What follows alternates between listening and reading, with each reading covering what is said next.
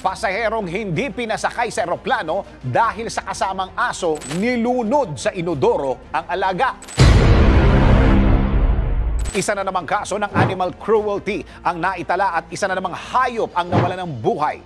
Ang masakla pa rito, ang amo mismo ang dahilan ng pagkamatay nito. Ang buong kwento, ito.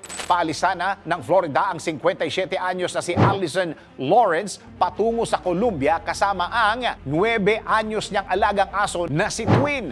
Pero pagdating sa Orlando International Airport, nagkaroon ng aberya at hindi pinayagan si Allison na sumakay ng eroplano kasama ang kanyang aso dahil wala itong health certificate at rabies vaccination.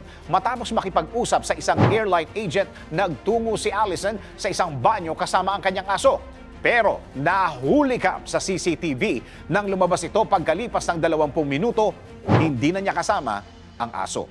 Dahil wala na ang aso, matagumpay nang nakasakay ng eroplano si Allison. Pero ang ginawa niyang krimen, hindi niya natakasan dahil merong janitor na nakakita sa wala ng buhay na katawan ng aso sa basurahan.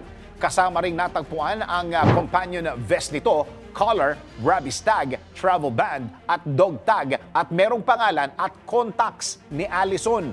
Base naman sa investigasyon, lumalabas na pagkalunod ang ikinamatay ng kawawang aso.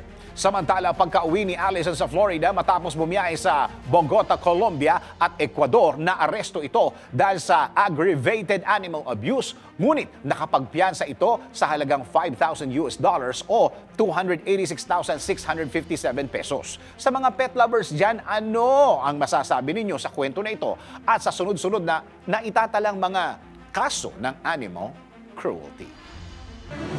DWIZ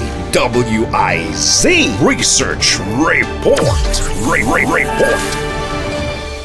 Thanks for watching. Ito po ang Aliw Broadcasting Corporation stations DWIZ 882, DWIZ News FM Regional, Home Radio 97.9, DWIZ News TV at Aliw Channel 23 nationwide. Kami po'y nagbabalita ng tama, naglilingkod ng tama. Like, subscribe, and follow.